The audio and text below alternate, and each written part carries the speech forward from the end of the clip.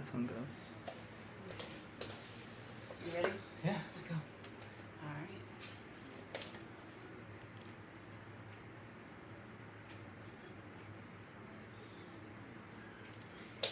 Hi, good evening, everyone. Ann Purcell and Nick Purcell here. Hey.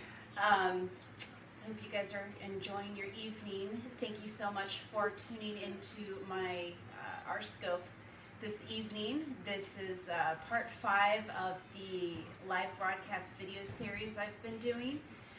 Just, kind of covering how I have been, just how I've been able to handle and deal with certain areas of my life, exercise, nutrition, maintaining a positive attitude and outlook, and just motivation and inspiration while fighting breast cancer. And for those who are just recently kind of started following or tuning in or haven't caught the last few videos, I'm a 33-year-old stay-at-home mom and health and fitness coach, and I am a new breast cancer survivor. I was I was diagnosed back in October last year, 2014, stage 3 breast cancer. I went through the single mastectomy. I had I went through 16 rounds of chemotherapy, about 5 months, and then I went through 5 weeks of radiation, which I just finished up a couple weeks ago, and I was declared disease-free back in June.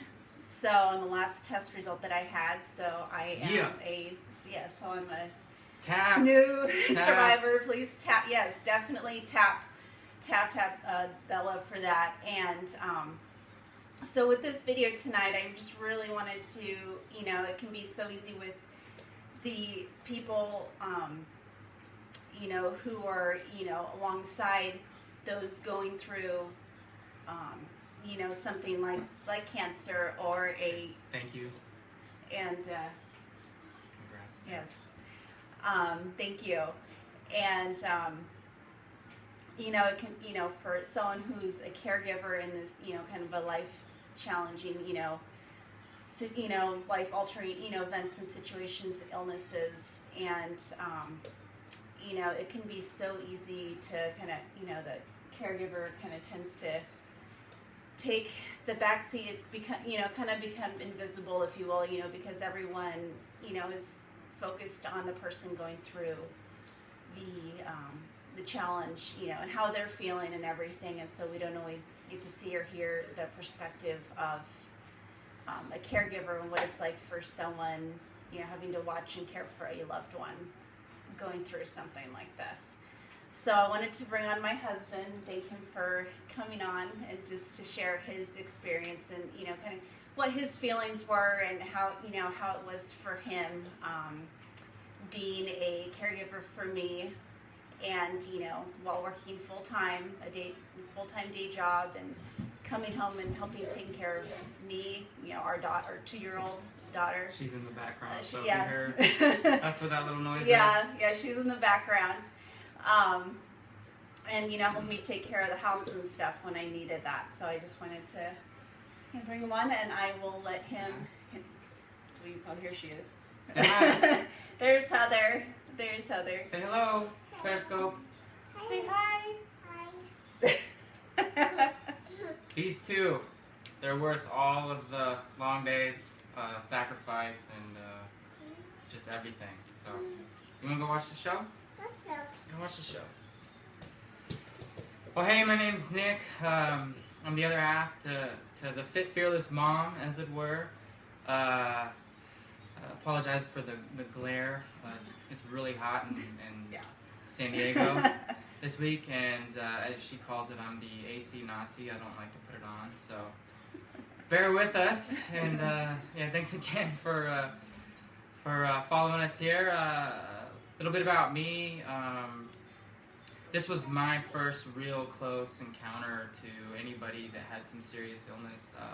I have had a little bit of cancer in my family, but not immediate family. My father's mom had it and died from it, but I didn't know her. That was before I was born. And then my grandpa, my mom's dad, had it, but he lived on the other side of the country, so I wasn't that close to him, and it kind of came and went. He had lung cancer, and he didn't last long with it. But so this was my first experience, and the morning that Anne woke up with the lump on her chest, I was like, no way, right? Like, I can't believe this could be that. And so went through a few different appointments, met some doctors, and then found out that it had it, and it was just complete and utter shock for me. And having her, having the love of your life diagnosed with cancer, it's like, how do you even prepare for that? What do you do other than freak out, right? I mean, on the outside I was calm as can be, but on the inside I was definitely freaking out. And thankfully, I had a lot of support, family, friends, and definitely prayed a lot in the beginning, because we really didn't know what to expect. Her brother died from brain cancer, and so she kind of knew what to expect, but this was this was actually her, and like I said, I didn't know what to do, so tried to pay attention as much as I could in all of the doctor's appointments leading up and through the process. And it wasn't necessarily the surgeries weren't that bad, but it was the chemotherapy treatments that was definitely the hardest point. And that's something, people tell you, she's gonna have zero energy, she's gonna be totally incapacitated and knocked out, so you're gonna have to pretty much take care of her and take care of our little girl Heather. And so it was kind of just go with it kind of a thing. I mean, having not been through it before, it's just kind of new territory. So biggest thing for me in the beginning was, although I wouldn't recommend doing too much of this, is just doing as much research as you can on it, even though people tell you, you don't want to get brain overload and looking over that. But I wanted to know what to expect, or what I could expect, worst case scenario, best case scenario, and just kind of mentally prepare for that. I called my dad, I called my mom, I talked with her family as well, and then I asked my church to pray just for God's strength and courage throughout this whole thing. And so going through it, I'm not gonna lie, in the beginning I was probably not the best caregiver.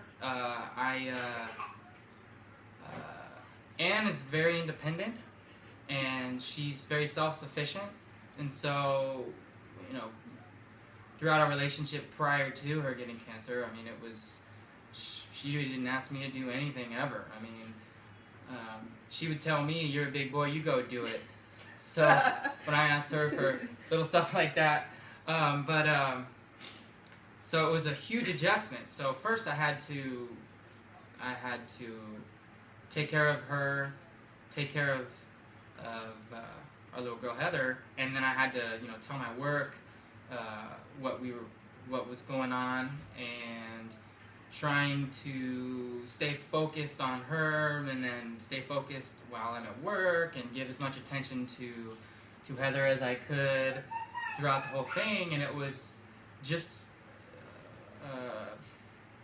a matter of putting them first and worrying about me less, which for anybody, that's the hardest thing to do, right? That's what you're supposed to do.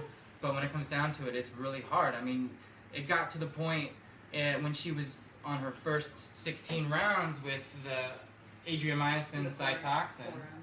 The first round with the 4 different treatments, and they knocked her out. She couldn't do anything. She couldn't. We had it done on a Monday. I started out on Thursdays, and basically she would get it every other week. She would get full dosage. In the first round, I wasn't able to take off work, so I had to lean heavily on family to help us out, and thank God they were available, and we're just so grateful that they could do that.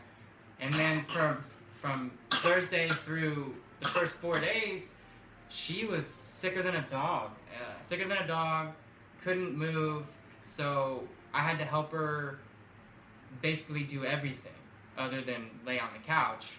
But I had to take care of Heather, and I just kept telling myself in the back of my mind, you know, this is what you got to do, and you know, and I wasn't the best, you know. There were times when I got frustrated, and she could see it, you know, and I would say that every week it got a little easier to do that, but just those 4 days, you are at her side the entire time, or whoever it may be. Just expect that, or I did anyway, because that's how it became, that's how it was, and just constantly praying, asking God for help, asking people for help, taking help. That's one thing that's really hard to do, is when people offer stuff to be like, oh no, we got it, but then to really, man, I'm like sweating, it's so hot, man.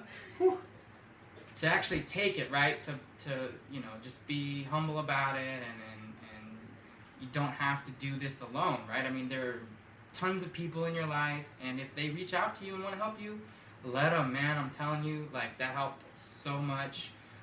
We were able to get some babysitters every now and then to watch Heather, and like I said, I had days where I couldn't go with her to the chemo treatment, so I had to have help.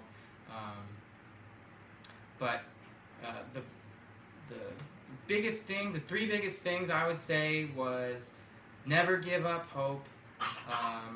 We're very spiritual. We believe in God and Jesus Christ, and so every day it was just constant prayer, asking for the strength just to get through the day, those times, and to, you know, stay focused on the positive. I guess that's kind of like number two. Pray every day. Be thankful that she's here now, and so that sets your mind in a giving sort of way, and takes you out of the picture because you're thankful for her, and you're thankful for Heather, that she has this time with you now, and so all of the sacrifice, all of the time needed, all of the attention needed to be given.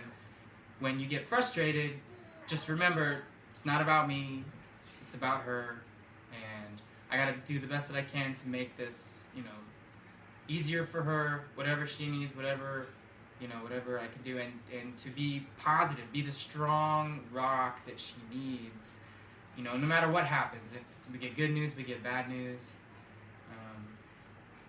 If things weren't progressing as well as they should have, which actually happened, just to never give up, always keep the faith, and to pray, man, and to be patient. You know, that's such like an underrated attribute, is just to be patient and trust the process.